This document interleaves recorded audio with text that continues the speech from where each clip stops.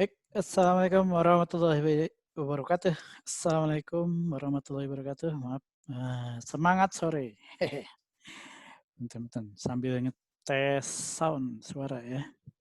Baik, alhamdulillah hari ini sudah masuk ke penghujung pekan. Kita eh, pas sesuai dengan apa yang kita rencanakan di hari ini, kita masuk ke hari keempat pembahasan view, di mana kita akan menutup bahasan kita eh, dengan bahasan yang akan sangat diperlukan nanti untuk ke depan, yaitu terkait pemanfaatan handling asynchronous request ke sisi backend dengan pemanfaatan Vue, dikawinkan dengan Vue menggunakan Axios. Ya, dengan menggunakan Axios untuk melakukan AJAX request ya.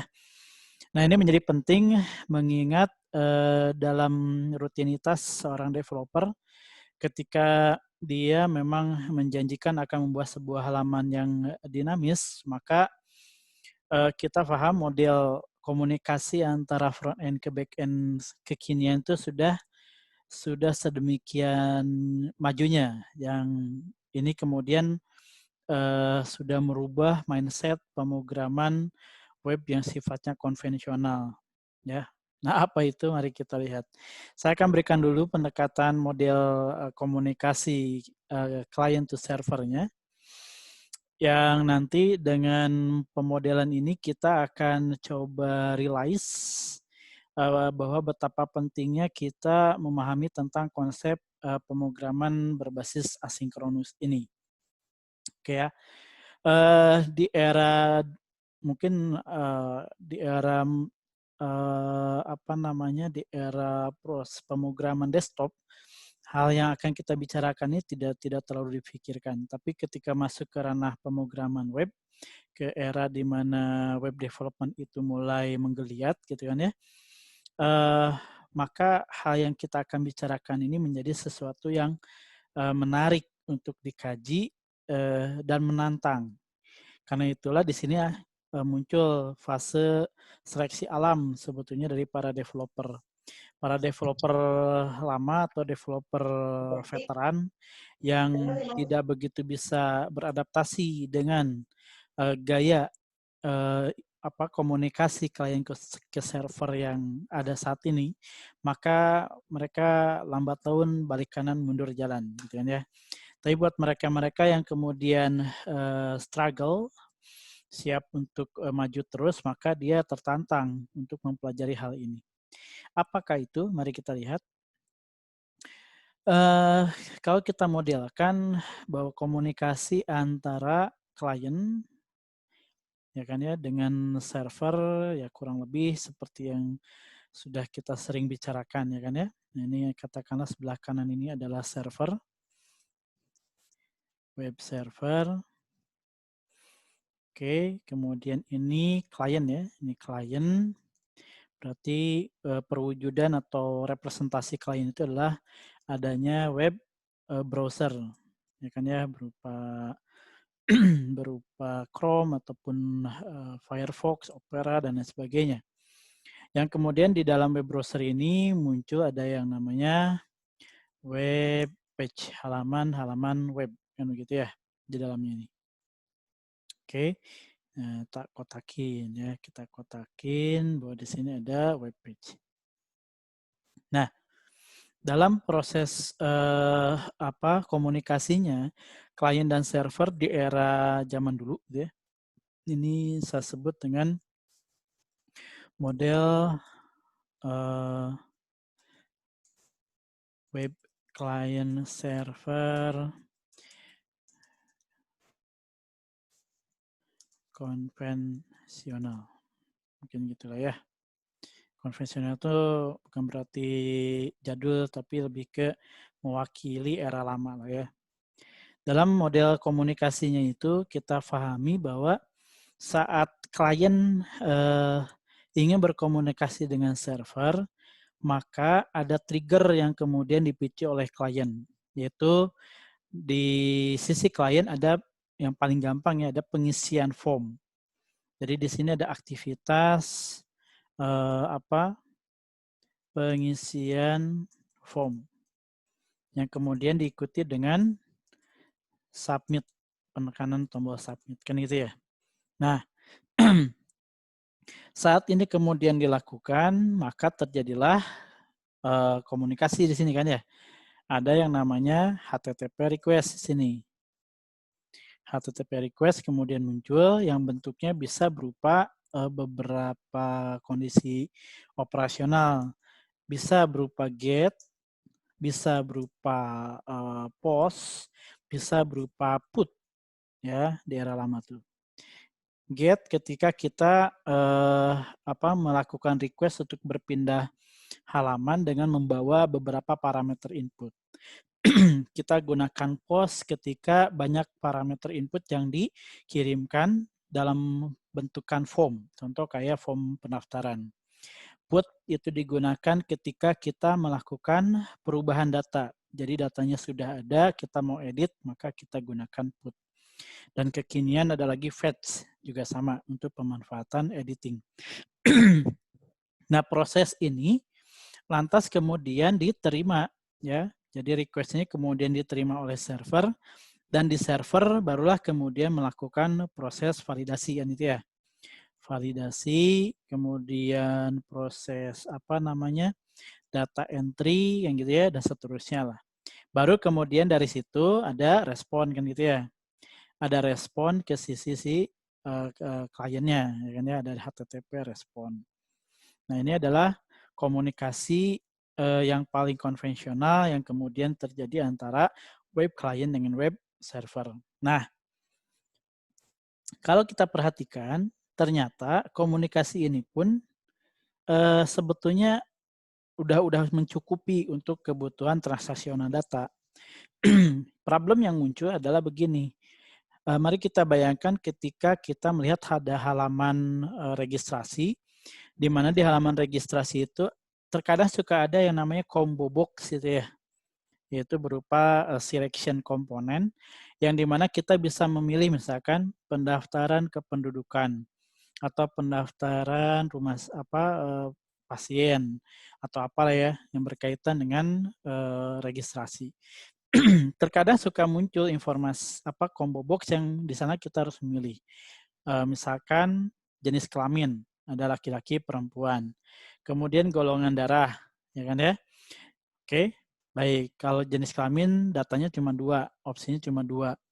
Kalau kemudian kalau kemudian golongan darah ada A, B, AB, O gitu ya, dan ada lagi yang lain. Cuma pertanyaannya terkadang ada juga pemilihan combo box yang isinya banyak banget. Contoh misalkan data wilayah, yaitu provinsi misalkan ya. Oke, ada 34 provinsi. Terus kita pilih provinsi Jawa Barat. Nah, di sini kan muncul nih tantangan. Ketika kita milih provinsi, berikutnya yang harus kita pilih biasanya adalah hierarki di bawahnya provinsi, yaitu kota atau kabupaten. Ya kan? Nah, kalau kita menggunakan gaya konvensional, di awal itu, sebentar ada yang nanya.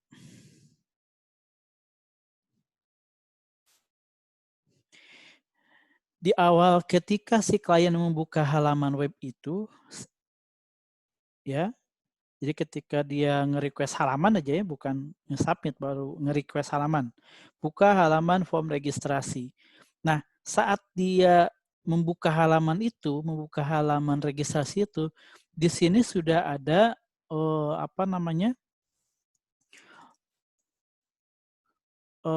all data ya, all data master yang kemudian dikirimkan ke klien. Jadi bayangin kalau halaman registrasi itu ada 50 field, dari 50 field itu katakanlah seperempatnya, 25%-nya itu kemudian isinya adalah combo box, yang item per combo box-nya itu bisa sampai di atas 10, kebayangkan ya, bahwa baru ngebuka halaman registrasinya aja sudah berat. Karena apa? Saat nge-request, semua data dikirimin, gitu kan ya. Gitu loh, bayang ya. efeknya memang secara user interface enak, kita tinggal milih-milih, nggak perlu ngetik kan gitu ya. Jadi ada standarisasi informasi. Itu kelebihannya. Kekurangannya adalah pasti load processing-nya akan menurun sebanding dengan berapa banyak user yang mengakses halaman registrasi itu. Dan itulah yang kemudian mungkin saat ini dialami juga di berita-berita tuh yang pendaftaran siswa didik baru PPDB online itu ya, yang di Jawa Barat misalkan. Dia tiap membuka halaman itu selalu error gitu ya. Nah, kondisi yang seperti itu terkadang tidak terfikirkan di fase development. Yang penting halamannya ada, kebuka, bisa diisi, gitu ya, bisa disubmit, selesai. Sendirian, yaitu developernya sendiri waktu testing. Bayangkan ketika itu udah dilihat production, yang akses kan tidak hanya satu orang, bukan kan jangan satu, 10 pun juga kayaknya terlalu sedikit. Karena memungkinkan sekali dalam satu waktu kalau udah di production, apalagi aplikasinya publik gitu ya, yang mengakses bisa puluhan, ratusan, bahkan ribuan dalam satu waktu. Karena itulah perlu difikirkan bagaimana cara di awal membuka sebuah halaman web itu yang ringan, tetapi terakomodir, gitu kan ya, terakomodir si data-data yang dibutuhkannya. Nah, karena itulah kekinian muncul sebuah model komunikasi atau skema yang baru. Yang kemudian modelnya ini mirip kayak kita memiliki, gampangnya gini lah, kalau kita pergi ke satu toko gitu kan ya, di toko itu suka ada yang jadi kalau kita ke toko-toko yang kelontongan yang gede ya, agak gede, itu ada yang jadi pemilik, ada juga yang jadi pelayan, ya. Pemilik ini terkadang dia menyambut langsung si pembelinya. Dia nanyain ke pembeli, kita butuh apa kan gitu ya. Betul nggak? Paham ya? Jadi kalau kita bayangin, kita modelkan ya, ini sebagai pendekatan saja untuk menceritakan model web client server yang era kekinian. Anggaplah ini adalah si pembeli ya. Ini pembeli, customer. Oke, kemudian dia masuk ke sebuah toko kelontongan ya, kemudian di situ biasanya ada etalase ya kan ya, ada meja gitu kan ya, kemudian atau di bengkel tuh juga suka muncul ya model kayak gini, kemudian di sini ada si ownernya kan gitu ya. Oke, kemudian terjadilah proses komunikasi atau transaksi. Nah, saat dia melakukan transaksi, contoh misalkan kita yang paling gampang ke bengkel aja ya, si pembeli atau si customer ini datang dan menceritakan keluhan yang dia sedang rasakan dengan si kendaraannya dan meminta adanya penggantian spare part atau servis terhadap si motornya. Nah, pertanyaannya adalah apakah yang menanggulangi dia di awal, yang menangkap request tersebutkah yang kemudian mengerjakan? Tentu tidak kan ya. Betul. Nah, di saat ada request ini, si yang di front end ini yang berada di garda depan ini lantas menangkap semua informasinya dan kemudian dia mengkomunikasikan si permintaan tersebut kepada teknisi atau engineer yang ada di belakangnya. Jadi engineer yang di belakang ini ya kan ya, yang bisa beberapa orang gitu kan, itu kemudian yang menghandle gitu kan ya, request yang kemudian ada dan kemudian itu disesuaikan dengan ketersediaan waktu, load dan lain sebagainya. Dikirimkan lah ya. Nah, ini menariknya model bisnis seperti ini, yaitu saat si pembeli ini menitipkan beban pekerjaan kepada si pemilik penyedia jasa ini, dia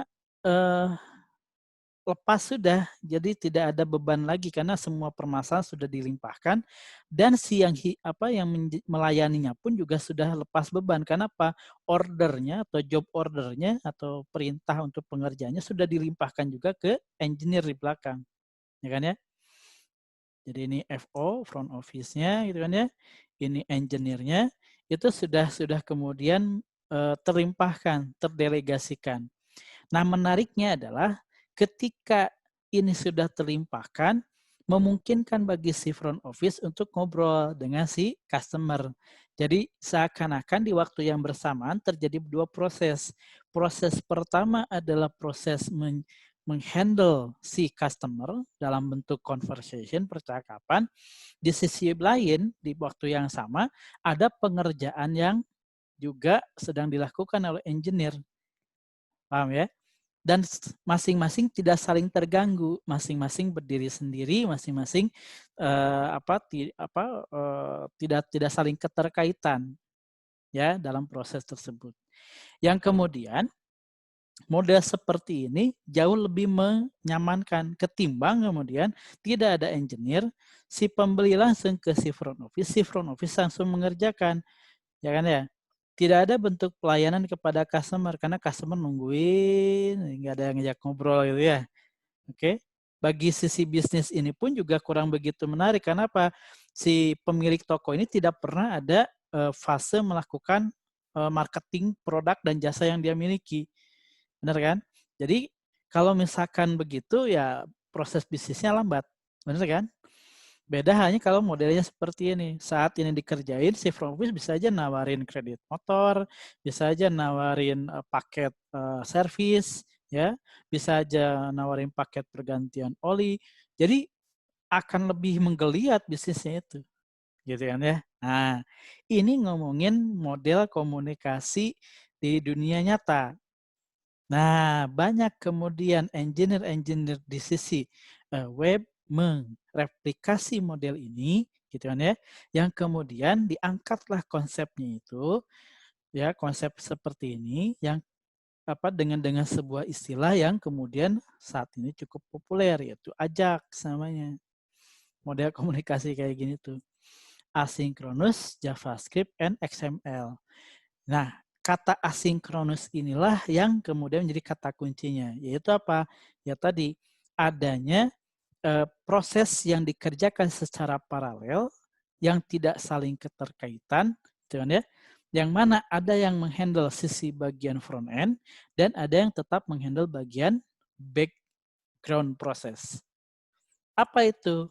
Realisasinya adalah, kalau kita perhatikan di model ini, ketika ada halaman web yang berupa registrasi dan ada pemilihan combo box, gitu kan ya, contoh yang wilayah tadi, saya memungkinkan untuk melihat ada combo box di mana kita bisa milih provinsi dan ada kota kabupaten, gitu kan ya, di mana isi daripada combo box kota kabupaten itu tergantung pada provinsi mana yang kita pilih. Jadi kalau kita perhatikan, mungkin belum kebayang, ketika ini adalah halaman web, gitu kan ya, kemudian di dalamnya ada ada pemilihan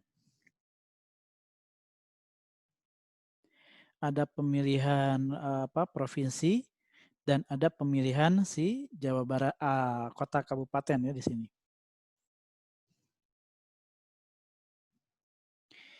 Oke, ini saya akan provinsi. Oke.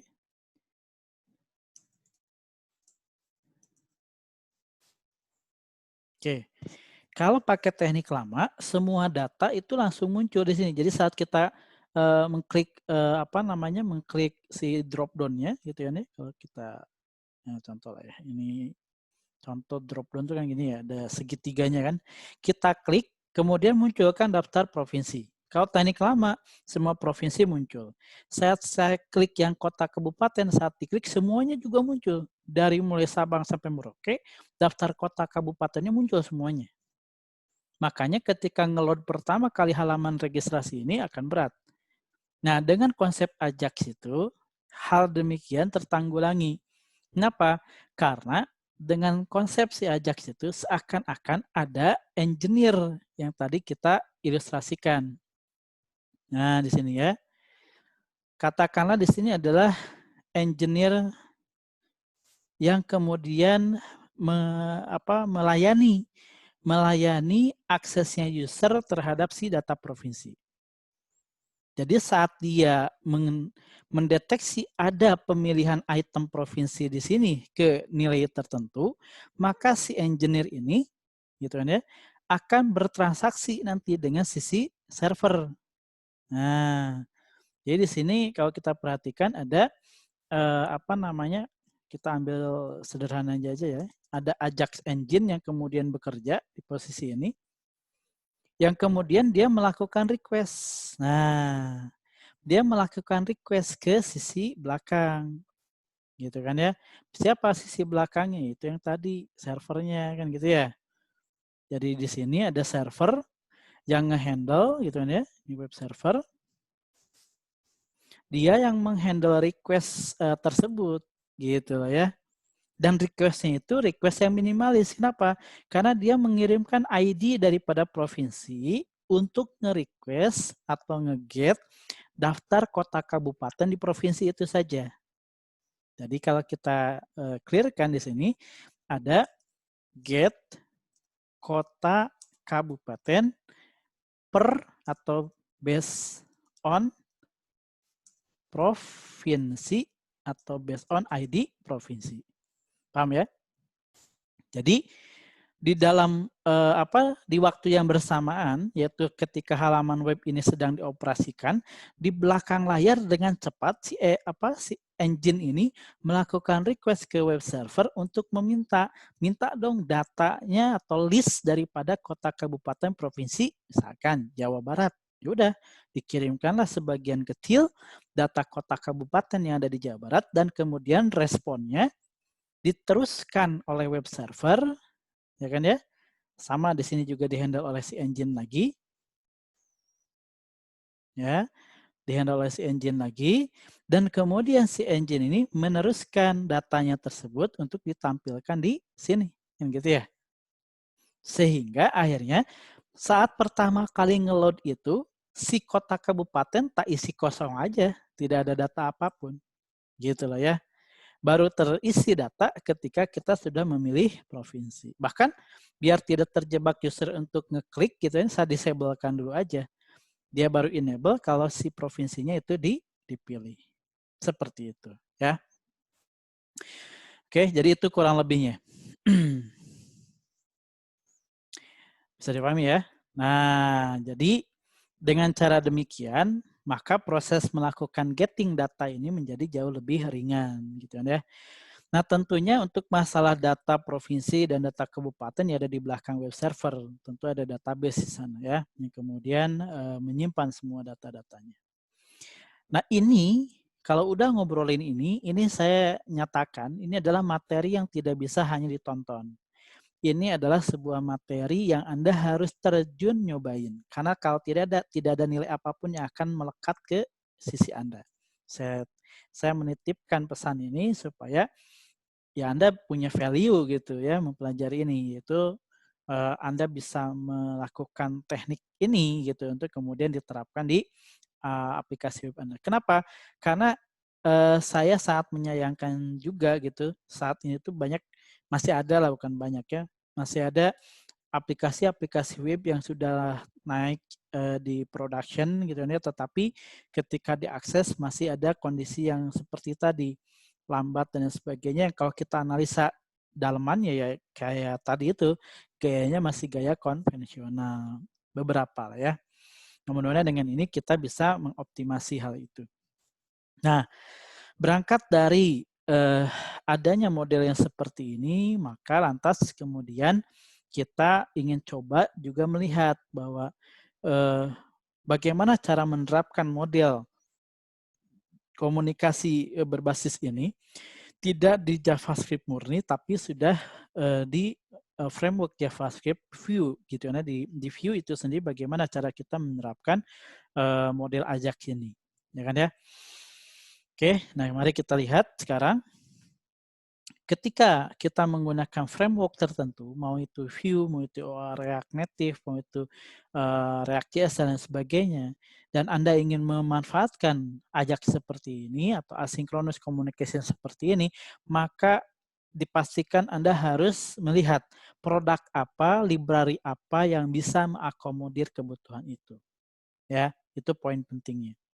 Jadi kalau kita berbicara mengenai Vue di sini, kalau kita menggunakan Vue di sini, maka yang menjadi komponen di bagian engineering ini kita titipkan ke yang namanya Axio, ya.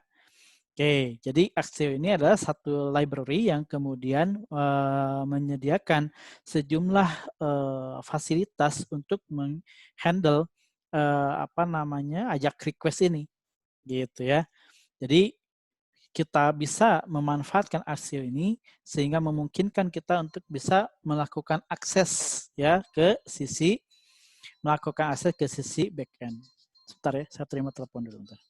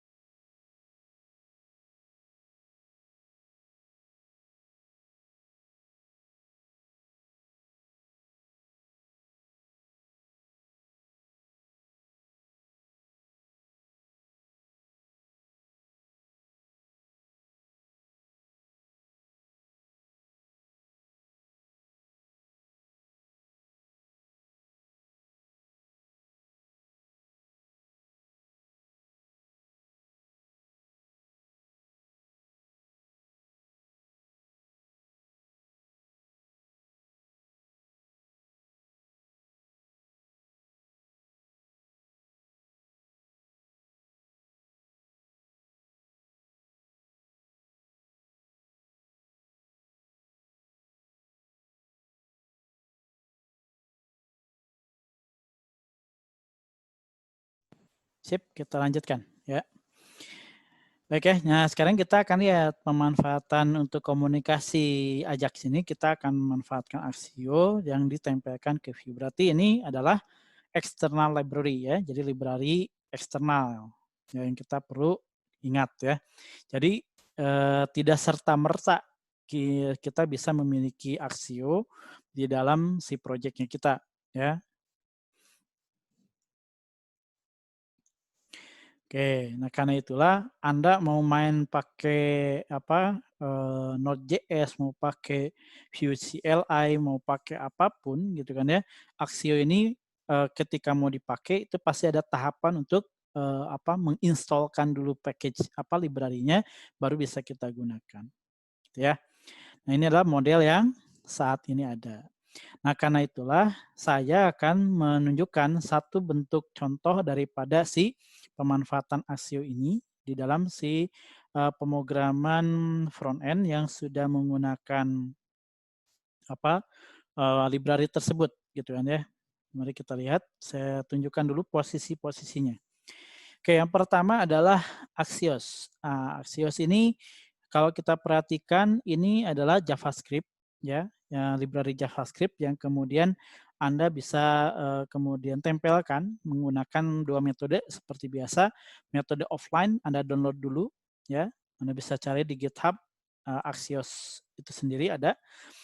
Download lokal bentukannya nanti seperti ini. Ini saya udah downloadkan lokal.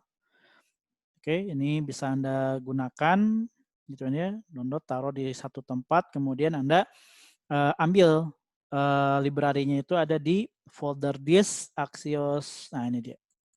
Ya. Ini yang sudah di-compile-nya, ini yang masih generiknya. Oke kan? Nah, itu Axios-nya. Kemudian kalau nggak mau ditarik dulu, kita langsung online, kita bisa gunakan CDN untuk importnya. Ya. Nah, ini adalah representasi daripada si Axios. Oke. Nah, seperti biasa kita akan catatkan berarti kaidahnya. Ya. Jadi kaidah apa? Step yang harus dilalui, import library Axios-nya ya. Sama bisa offline, bisa online. Oke. Kemudian setelah kita memiliki deklarasi untuk mengimport tersebut, baru kita bisa gunakan. Pemanfaatannya itu agak sedikit unik, yaitu bahwa kalau kita mau memainkan Axios, itu kita akan simpan dia di dalam, di dalam methods ya. Jadi umumnya gitu kan ya, pemanfaatan daripada Axios ini ada di method dari view ya.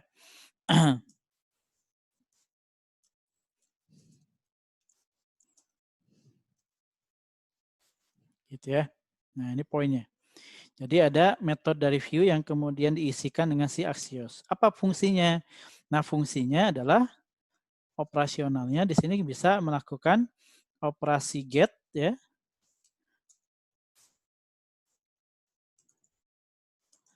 Ya, di sini bisa standar ya, ada bisa get, bisa kemudian put, bisa kemudian post dan beragam metode lain yang bisa digunakan ya. Dan kemudian karena ini sudah menggunakan skema Ajax, maka request ini akan diarahkan ke API biasanya, gitu ya. Jadi kita di bagian backend-nya ini, di bagian backend-nya kita kondisikan ada web API yang menghandle-nya, gitu ya. Nah, kalau udah berbicara web API, maka yang paling sederhana ya, maka dia harus mengemas si data itu dalam dua format nanti itu. Pilihannya adalah kalau nggak format XML, maka kita bisa gunakan format JSON di situ ya. Jadi kalau kita perhatikan di sini, Anda bisa memilih responnya ini, ya. Responnya ini bisa XML yang agak berat atau JSON. Nah, nanti tinggal di consume di bagian front end. Itu ya, itu poinnya. Oke, nah mari kita teruskan. Nah, maka itulah ketika kemudian kita memanfaatkan Axios, maka di sini kita akan selalu memanggil objeknya dan kemudian ada pemilihan mau ngepost kah, ya, mau ngepost. Biasanya kalau kita mau nambahin data tertentu ya, mau ngeput kah atau mau nge-repost. Kayak di sini nanti ada fungsi update tapi bentuknya nge-repost, ya. Ada juga, oh nggak ada di sini, nggak ada contoh get. Atau mau nge-get data. Nah, kalau mau get data maka Anda gunakan axios.get gitu ya. Nah, kemudian sekarang strukturnya. Jadi ketika kita melihat struktur yang kemudian kita akan definisikan, maka paling tidak akan ada beberapa bagian, yaitu pemanggilan komponen Axios-nya, yaitu ini Axios, kemudian metodenya, kemudian URL daripada si back-end proses yang menghandle permintaan kita. Jadi kita mau ngepost apa gitu. Kemudian berikutnya adalah datanya atau parameternya ya. Jadi kalau kita lihat secara struktur gitu kan ya. Oke. Secara struktur apa namanya si request-nya itu sendiri, mari kita kopikan aja. Ini penting ini ya. Untuk ngebongkar struktur ini.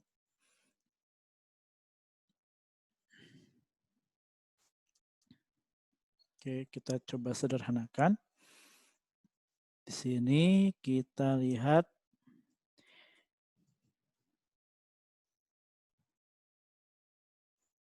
nah, saya coba lebarin. Nah, itu kan realnya jadi seperti ini sebetulnya.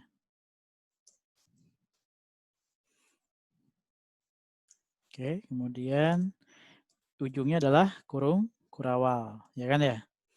Jadi kalau lihat di sini pasangannya ada proses.php ceritanya di sini. Kemudian ada kurung kurawal ini sebagai parameter kedua, ya kan ya? Kemudian kurung tutup. Nah, sebetulnya sampai sini cukup. Jadi saya akan pisahkan dulu ya. Jadi yang bagian depan ini adalah si komponen Axios-nya. Kemudian ini adalah metode request-nya, yaitu bisa post, bisa get, dan kawan-kawan. Ini URL-nya, kemudian sisanya adalah datanya.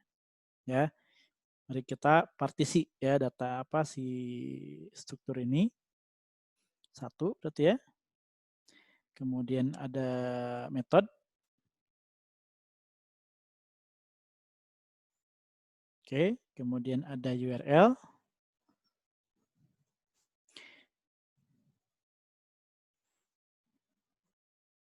Oke, ada URL. Kemudian berikutnya terakhir ada data ya. Atau parameter.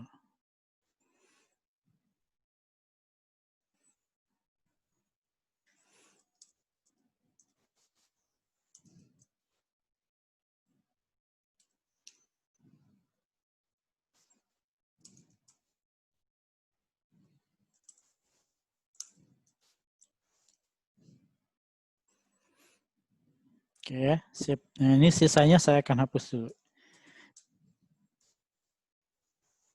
Karena yang paling penting, yang basicnya adalah ini. Gitu ya, itu poinnya.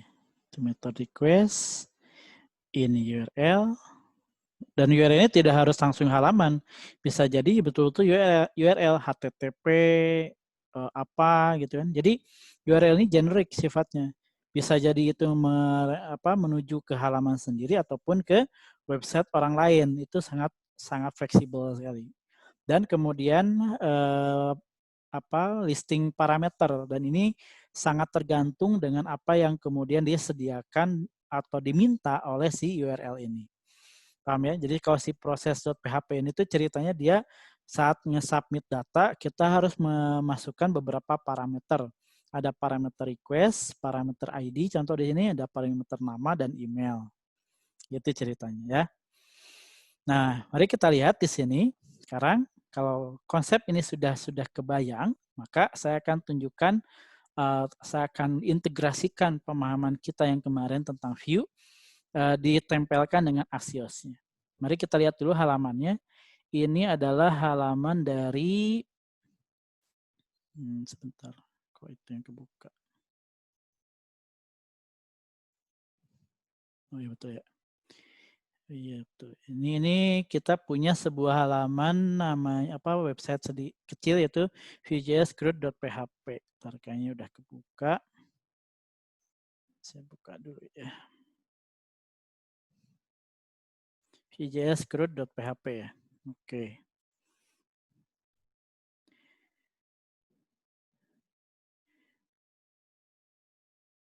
Baik, halaman yang sedang dibuka adalah index.html. Mari kita buka si websitenya. Oke, ini dia. Ini websitenya simpel-simpelan. Di sini ada sebuah tabel, kemudian ada beberapa baris, dan khusus baris pertama ini adalah baris yang mengandung form buat input data, data username, nama, dan email, dan kemudian hasil dari input kita akan ditampilkan di daftar tabel yang bawah sini. Ini ceritanya. Dan kemudian ini data yang diinputkan ini dikirimkan udah dikomunikasikan ke sebuah back-end proses menggunakan PHP yang kemudian PHP itu berkomunikasi dengan si database. Nah, saya ceritakan database yang kemudian digunakan menggunakan MySQL itu namanya adalah ini Vue.js CRUD.php. Di dalam database ini sudah tersedia ada satu tabel yaitu namanya tabel user yang strukturnya adalah dia mengandung 4 kolom, ada ID, username, name, nama ya, dan kemudian email. Oke, dan kemudian tabel ini yang dijadikan sebagai targetnya si Axios untuk read data, submit data dan mengedit data. Paham ya? Jadi secara skemanya di sini kita akan bisa perhatikan ya, ada file HTML di bagian depan. Ya, ada file HTML, kemudian ada komponen Axios-nya di situ. Kemudian di bagian back-end-nya di sini ada satu file PHP, kemudian ada database di belakangnya.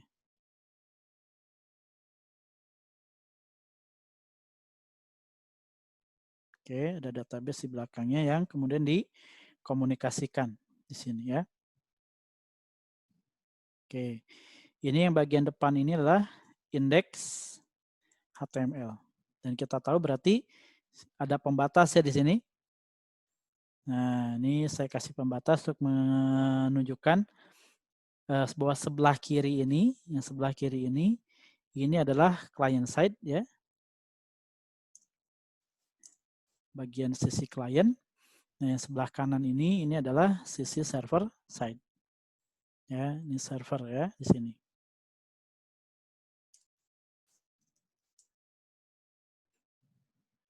Oke. Ini server side. Nah, berarti ini semua ada di server ya. Nah, ada bagian PHP yang kemudian kita sudah siapkan, yaitu ada proses.php. Itu yang menghandle ya, yang menanggulangi request-requestnya si indeks yang datang dari si indeks HTML. Jadi ini ada proses.php. Oke. Kemudian si proses.php ini punya konektor ke bagian belakang, ke bagian database. Dan di sini database yang kemudian kita pakai itu adalah tadi namanya apa? Nah, ini dia, namanya Vue.js CRUD.php. Jadi di sini ada DB, dan DB-nya adalah Vue.js CRUD.php. Oke, nah ini adalah database-nya. Dan kemudian ada tabel yang kemudian ditransaksikan di situ. Ada tabel, namanya tabel user. Gitu ya. Jadi secara pemodelan kita bisa melihat di sini komponen Axios yang kemudian sudah ditempelkan di bagian index.html ini melalui view-nya itu sendiri. Ini Axios-nya. Ini kemudian yang akan berkomunikasi dengan si proses.php. Nah, jadi transaksinya demikian. Oke, dia berkomunikasi dengan proses.php, proses.php menghandle request-nya dan kemudian meneruskan itu ke sisi user. Gitu ya. Oke, nah ini modelnya. Nah, sekarang bagaimana cara pemanfaatannya? Mari kita lihat. Jadi ketika kita kemudian mengisikan data di sini, misalkan demo user, namanya apa username-nya, kemudian namanya misalkan Agus Suherman, misalkan ya. Maaf kalau ada yang namanya sama dengan ini. Emailnya adalah demo.user@gmail.com misalkan. Kemudian saya klik add. Nah, saat klik add berarti ada action yang ditanggulangi. Nah, kemudian dia bereaksi. Dia memberikan notifikasi berupa alert, ada add record. Jadi record ditambahkan. Nah, itu saat saya tekan add itu data dikirimkan. Ya, data dikirimkan dari sisi indeks HTML ke proses.php. Nah, proses.php itu memproses sambil di sini muncul alert tadi, alert keluar. Ya kan ya? Nah, setelah diproses, data itu diterima oleh si PHP-nya dan oleh PHP diteruskan dengan query standar yaitu insert data ke dalam tabel user. Maka ketika proses itu sudah berjalan, kita bisa cek langsung ke backend di sini. Kita refresh, kita coba cek. Ini data 12 saat tadi ya. Oke, sekarang kita lihat datanya ada total ada 13. Oke, ini dia data kita. Demo user Agus Herman yang tadi ini sudah masuk. Nah, ini menunjukkan bahwa data dari front end tadi yang kita isikan itu kemudian sudah terkirim ke belakang sampai ke sisi database-nya dan sudah masuk. Oke, dan ternyata user ini mendapatkan ID 14. Nah, menariknya lagi karena ini sudah menggunakan mekanisme Ajax gitu ya, dan pakai view lagi ya, maka powerful sekali. Setelah itu disubmit, si view ini lantas nge-reload si tabel yang ada di bawahnya untuk merequest data perubahan data yang terjadi. Jadi ketika dia sudah nge-posting data, dia langsung memanggil fungsi untuk nge-reload halaman dan nge-reload tabel. Saat nge-reload itu, lagi-lagi mekanisme komunikasi ini terjadi, yaitu meng-request semua data yang ada di tabel user tadi. Lagi-lagi Axios komunikasi ke prosedur PHP, PHP memfilter ini minta apa nih? Kalau tadi Anda meminta nge-entry data, sekarang Anda minta apa? Nah, dia bilang, saya minta list tabel user. Maka dia teruskan ke belakang. Ya kan ya? Ambil datanya menggunakan query select, ya, select bintang from user atau table user. Kemudian diteruskan lagi kepada Axios, gitu kan ya. Dan si halaman ini menerima data itu dan menampilkan semuanya. Nah, di mana Ajax-nya, di mana kemudian parallel processing-nya? Parallel processing itu adalah saat kita melakukan submitting data tadi, si halaman ini sudah keluar, gitu kan ya. Saat kita sudah mengirimkannya dan diproses oleh si backend, oke, dan backend sudah selesai, ini langsung tampil tanpa kita men-trigger apa-apa. Coba perhatikan di sini. Lagi ya, demo user 2, gitu kan ya. Misalkan Bambang. Oke, kemudian demo .user.2@gmail.com. Saya klik add di sini. Saat saya klik add, perhatikan proses yang terjadi di halaman ini. Secara dinamis, data terkirim dan data terupdate, gitu kan ya. Paham kan? Nah, engine inilah yang menjadi powerful dan semuanya tertutup. Jadi sisi user tidak tahu menahu ada hal itu. Ya, Axios itu apa nggak perlu tahu dia, yang penting dia tahu, oh iya data saya udah masuk tuh. Nah, gitu kan ya. Coba bayangin kalau kemudian kita menggunakan teknologi yang agak kekinian lah ya, tapi belum sifatnya dinamis secepat ini. Maka biasanya setelah kita ngisi form, gitu kan ya, saya harus nge-request dulu ya di halaman berbeda untuk dapetin data yang sudah kita inputkan tadi, ya. Nah, kalau Anda bertanya ini udah ngomongin logik di bagian prosedur PHP-nya. Itu Anda yang bikin, ya, tentang penolakan itu. Jadi, Anda yang kondisikan. Yang saya ingin tekankan adalah di sini tentang how Axios work. Bagaimana Axios ini bekerja, ya. Paham ya? Nah, jadi gini. Saya bisa paham. Banyak sekali developer pemula yang kemudian terkadang mencampur adukan antara proses bisnis dengan kemampuan teknologi, ya.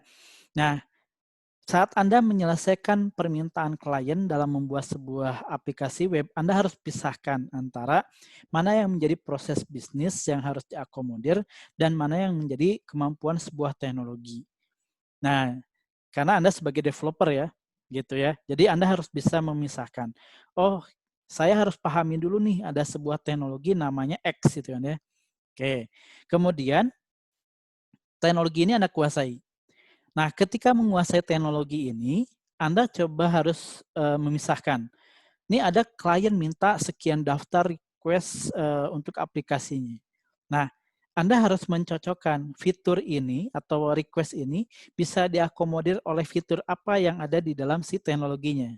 Contoh kayak tadi Anda bertanya, ini ada user nih menginputkan data yang sama, gitu kan ya. Apakah serta-merta ada fitur daripada Axios yang punya mekanisme untuk mencocokkan otomatis? Nah, Anda cari. Ternyata yang namanya Axios ini, dia memberikan sebuah sebuah fasilitas generik. Jadi dia hanya melakukan fokus kepada transaksional. Sementara yang tadi Anda tanyakan sudah berbicara mengenai rule bisnis. Nah, kalau udah rule bisnis, maka itu diserahkan lagi ke kita. Nah, bagaimana mekanismenya? Mekanismenya dilakukan di bagian back-end, biasanya di bagian PHP-nya. Jadi bagian PHP, dia bertugas melakukan pengecekan apakah data yang tadi disubmit ini sudah ada, dan biasanya yang dievaluasi adalah data email, karena ini yang pasti unik. Dia cek dulu ke database, ya kan ya. Kemudian dia akan berikan hasilnya, jika kosong maka data ini diproses, disubmitkan ke database, tapi kalau sudah ada, diberikan penolakan. Nah itu udah ngomongin proses bisnis. Karena kenapa kok tidak di Axios-nya? Karena sekali lagi Anda harus paham, Axios ini adalah teknologi di bagian front end. Dia tidak bisa serta-merta mengintervensi proses bisnis yang ada di dalam database. Ya kan ya? Jadi keinginan yang ada di dalam front end ini terwakili oleh si proses.php, tapi yang mengkomunikasikannya adalah si Axios-nya. Ya kan ya? Nah, itu posisi itu Anda harus pahami. Sehingga nanti dengan Anda semakin jeli memisahkan hal itu antara request user dalam bentuk proses bisnis dan kemampuan teknologi, Anda tidak stres sendiri. Anda tidak kemudian begini jadinya, view ini jelek, karena apa? Saya punya kebutuhan kayak gini, nggak ada fiturnya. Oke, Axios ini kurang oke, karena tidak ada fasilitas untuk menghandle ini. Nah, karena Anda selalu mengharapkan bahwa semua permintaan ini bisa terakomodir di si teknologi ini. Nah, sebagai developer yang wise, yang bijak, Anda harus bisa memisahkan itu. Ya, dan saya yakin Anda bisa lah ya.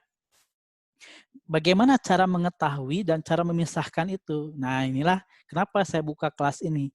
Yaitu saya ingin memperkenalkan teknologi-teknologi yang ada, karakteristik teknologinya, gitu kan ya, kaidah-kaidahnya, gitu kan ya. Dan setelah Anda paham kaidah-kaidah itu, Anda jadi tahu batasannya.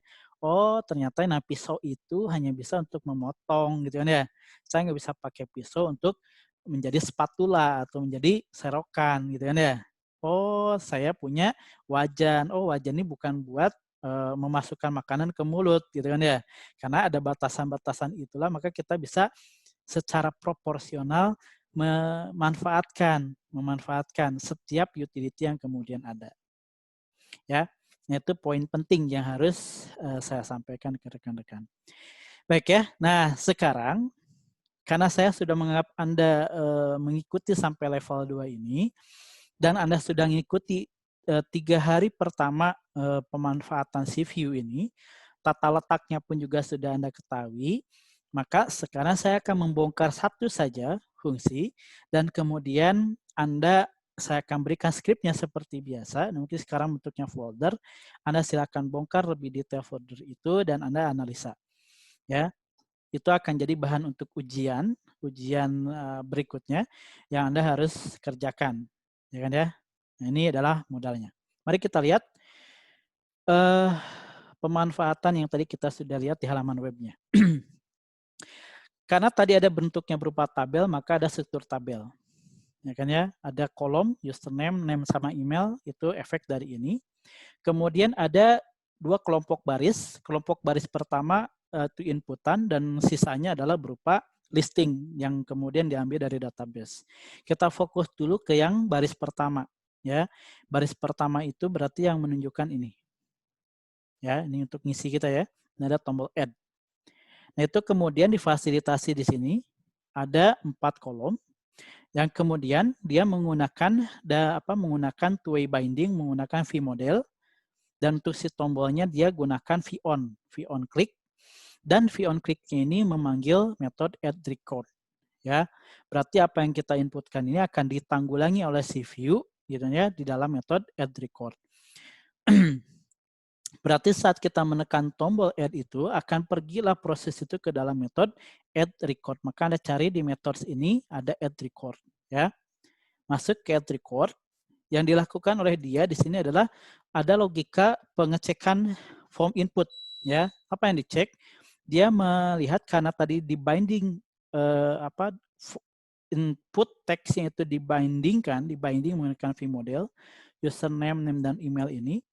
yang mana itu ada di dalam si struktur datanya. Oke, ada username, name, dan email, ada ya. Maka saya bisa melakukan pengecekan masing-masing field menggunakan struktur kayak kemarin sudah kita bahas. This titik username, apakah kondisinya dia tidak sama dengan kosong, berarti terisi, dan name-nya tidak sama dengan kosong, pakai N ya, dan emailnya tidak sama dengan kosong. Berarti ini bahasa gampangnya adalah apakah form yang diinputkan itu semuanya terisi. Jika terisi, maka proses yang ada di dalam if ini. Tetapi jika dia kosong, tidak terisi, salah satunya saja, maka pergilah ke sini, munculkan alert ini. Mari kita lihat pembuktiannya. Ini kosong ya semua, saya add-kan. Keluarkan alert, pastikan semua field diisi. Pesan itu adalah yang muncul ketika saya trigger di else-nya. Salah satu aja kita tidak isi, misalkan username-nya kosong, ini ada, ini juga ada ya. Nah, saya klik add. Dia akan memunculkan nih. Karena apa tadi syaratnya? Tiga-tiganya wajib diisi. Kita teruskan ya.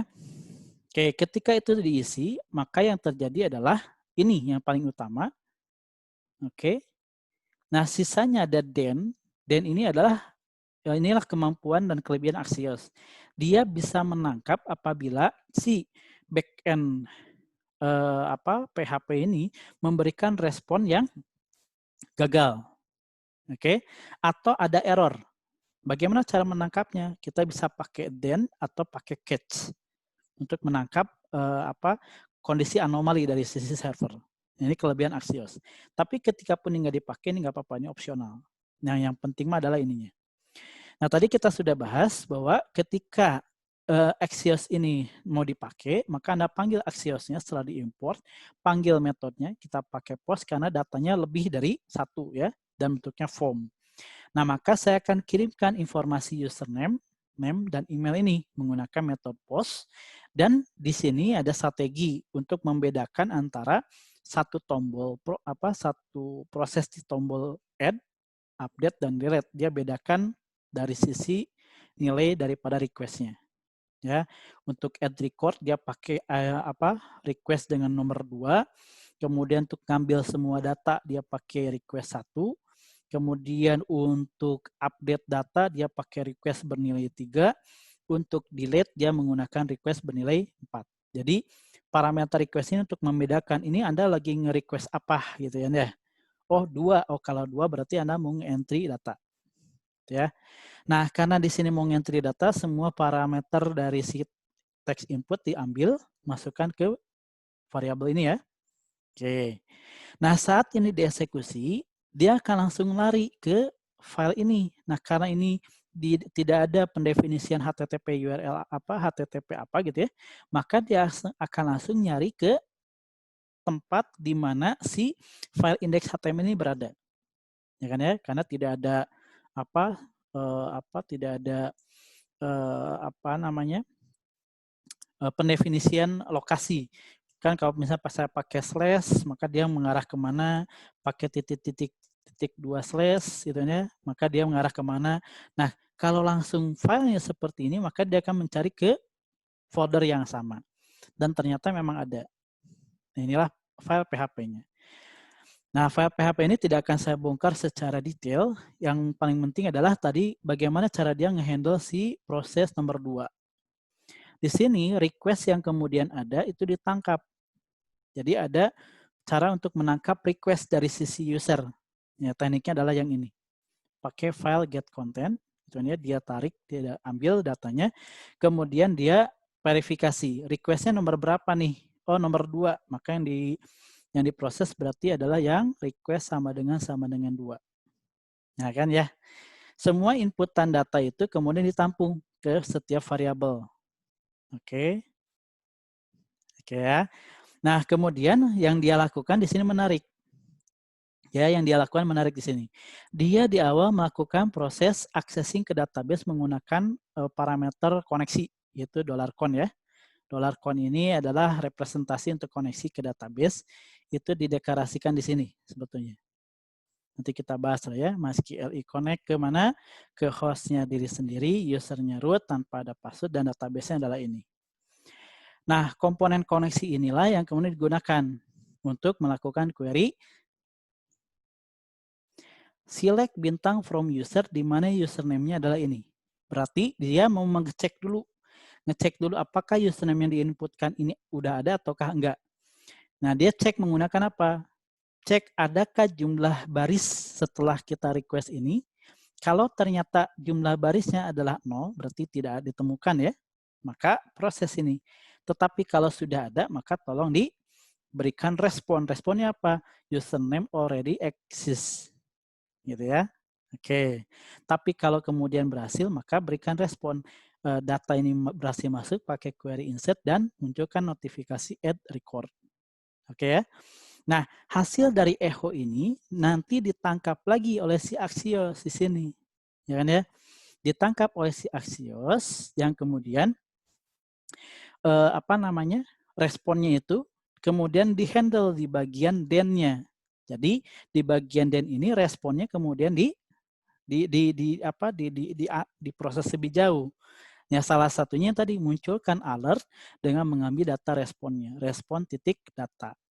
Ya, jadi apa yang kita echokan ini di belakang layar itu disimpan ke sebuah variabel namanya data, dan kemudian bisa kita akses parameter data itu dengan cara respon titik data ini. Oke, nah menariknya adalah saat kita memunculkan alert, saya lakukan ini. Tolong tampilkan lagi all record-nya. Jadi semua record dibaca lagi, tabelnya kemudian di refresh, dan si textbox ini kemudian dikosongkan kembali. Ya kan ya? Nah, itulah yang menyebabkan kalau kita perhatikan di sini, setiap kita input data, gitu kan ya. Oke, data itu masuk, muncul respon add record. Setelah itu, kotakan ini kosong, habis kosong juga ini bertambah. Kan gitu ya. Oke, kita uji cobakan tadi, ternyata ada mekanisme untuk menolak apabila ada data user yang sudah sama ya, kalau username-nya tadi sama. Nah, betul kan ya? Dia ngecek demo user ini ternyata sudah terdaftar, maka dia berikan pernyataan username already exists. Nah, inilah yang dimaksud dengan handling proses bisnis. Jadi, apa yang kemudian kita inputkan itu ditanggulanginya di bagian backend, di bagian PHP-nya. Gitu ya. Oke. Nah, itulah kemudian yang menjadi kekuatan daripada si Axios. Jadi dengan adanya fasilitas ini tuh seakan-akan ada proses di balik layar yang kemudian mempercepat transaksional yang terjadi, gitu ya. Oke, nah sekarang kita lihat baris berikutnya. Baris berikutnya itu adalah ada P4 tahu kan ya, untuk nge-looping kemarin kan ya. Dia melooping si array yang namanya users. Nah, user ini kalau kita lihat di data ada ya ini. Oke. Nah, users ini atau si parameter users ini itu kemudian bisa kita temukan penambahan datanya, yaitu adalah ketika kita memanggil metode all record. Yaitu kayak tadi waktu kita habis add record, kita panggil all records. Nah, saat ini dipanggil, maka mekanisme ini kemudian dijalankan. Apa yang dilakukan? Dia memanggil proses PHP dengan request-nya 1. Berarti dia pergi ke sini. Dia pergi ke request 1. Nah, ini ya. Apa yang dilakukan? Select bintang from users dan diurutkan berdasarkan ID secara descending. Nah, data itu kemudian dikemas dalam format array. Ya kan ya? Sehingga ketika itu diterima oleh sisi front end, datanya itu, ya kan ya, setelah dia terima, dia tanggulangi di bagian den, dan yang dia lakukan adalah isikan variabel user ini, nah ini kan, dengan data yang diterima dari sisi server menggunakan respon titik datanya tadi. Karena dari servernya sudah dikemas dalam bentuk array, maka masuk ke sini pun sudah dalam bentuk array. Nah, Vue sudah punya mekanisme untuk nge-handle array kalau mau ditampilkan, yaitu pakai P4. Dan ya, si users ini kemudian diekstrak datanya, dia ambil objek usernya, dan ada parameter indeks untuk mengetahui nomor ya, nomor urutan gitu ya. Kemudian dia munculkanlah data itu Dengan cara gimana? User titik username. Ini ngambil dari field apa yang ada di database-nya. Kemudian user titik name, user titik email, dan seterusnya. Paham ya? Nah, dengan mekanisme ini maka akhirnya muncullah kemudian daftar tabel berikut. Nah, ini apa? Jadi akhirnya tidak ada batasan. Sebanyak apa data yang ada di database itu akan ditampilkan di sini. Gitu ya. Nah, itulah logik daripada si pemanfaatan Ajax menggunakan Axios di Vue.js. Ya. Yang berikutnya dengan konsep dasar ini nanti kita adaptasikan gitu ya dengan menambahkan Bootstrap di mana nanti bentuk tabelnya jadi jauh lebih menarik karena kita pakai apa data tables. Kemudian kalau datanya banyak banget kita pagination, kita apa partisi menjadi berapa baris per halaman kan gitu ya. Sehingga menjadi tidak jauh lebih berat ya. Seperti itu. Oke. Nah, itulah kurang lebih ide daripada pemanfaatan library Axios untuk si Vue itu sendiri. Mungkin itu kurang lebih pemaparannya. Nanti Anda bisa coba apa namanya? Bisa coba bongkar script ini gitu kan ya. Kemudian Anda cobakan. Oke, saya akan kirimkan nanti berarti ada beberapa hal ya. Yang intinya semua file ini berarti satu project ini saya akan zipkan, saya kirimkan ke grup materi lengkap dengan sisi database-nya. Kan di sini ada database-nya kan ya. Database-nya ini Anda kan udah belajar nih di sesi-sesi awal sebelum libur lebaran tentang bagaimana cara mengimport database. Bagi yang lupa saya akan putar lagi videonya. Nanti file SQL yang saya ekspor dari sini itu Anda kemudian Anda kemudian import di database masing-masing, kemudian jalankan dan tanpa perlu melakukan banyak editing, saya rasa Anda sudah bisa menguji coba ini untuk Anda analisa, ya. Nah, nanti karena ini sudah berada di titik ujung daripada pembelajaran Vue, ini akan kita pertemukan konsep Vue ini dengan sisi Bootstrap yang udah kita pelajari tempo hari, kita akan kawinkan untuk menghandle CRUD processing yang yang kemudian diperlukan di dalam proses pembuatan aplikasi web. Karena inti daripada web apps itu adalah salah satunya adanya mekanisme mengakomodir proses create data, yaitu yang tadi, ya kan, menambah data ini, read data, yaitu tabel ini, ya, delete data, yaitu ketika ini kita hapus, yang gitu ya, dan kemudian CRUD, create, read, update, berarti yang ini ya, kita ngedit, kan gitu ya, oke, atau delete data. Nah, gitu kan ya, bisa dipahami ya. Ini kan cukup menarik kan ya, tuh, update, record. Udah baru ya, share kan, seperti itu. Paham ya? Nah, itulah yang menjadi catatan penting ketika kita mempelajari teknologi Axios ini. Silakan mungkin ada yang mau ditanyakan bagi yang hadir hari ini. Oh, Mas Rais doang. Tadi ada Mas Rino. Cabut lagi berarti ya. Oke, mudah-mudahan Anda masih bisa mengikuti sampai sini. Ini perjalanannya mulai menanjak ya, mulai menanjak. Dan saya yakin disinilah seleksi alam akan terjadi gitu ya. Dan kemudian karena sudah mulai ke level ini, nanti insya Allah saya akan tuntaskan seperti yang kita janjikan di awal untuk melengkapi full stack web development ya. Dan setelah selesai tuntas semua itu, maka saya akan ajak teman-teman yang menurut saya layak buat dibawa ke level 3 begitu ya, untuk masuk ke grup berikutnya. Dan mungkin grup ini kita akan jadikan grup untuk komunikasi dan silaturahmi saja. Ya, seperti itu. Oke, mungkin itu saja bahasan kita hari ini. Mudah-mudahan ada berkah dan manfaat. Ya, saya akan segera sharekan videonya. Ya, diskusi mari kita lakukan di grup saja ya. Udah mau maghrib soalnya. Oke, terima kasih banyak atas atensinya. Tetap semangat ya untuk memberikan kebaikan kepada orang-orang melalui semangat belajar Anda. insya Allah banyak berkah yang Anda akan dapatkan ya, nggak di dunia ya mungkin di akhirat nanti. Oke, tetap tulus mengerjakan dan belajar ini, insya Allah akan ada buahnya. Baik, saya tutup dulu. Terima kasih. Sampai jumpa di pekan depan. Ya, siap-siap dengan ujian berikutnya. Ya, terima kasih. Dan bagi yang belum mengerjain PR, silakan tetap Anda kesempatan untuk mengerjakannya. Saya tunggu ya di email. Dan terima kasih buat teman-teman yang sudah take effort untuk mengerjakan tugasnya. Terima kasih. Saya tutup dulu. Assalamualaikum warahmatullahi wabarakatuh.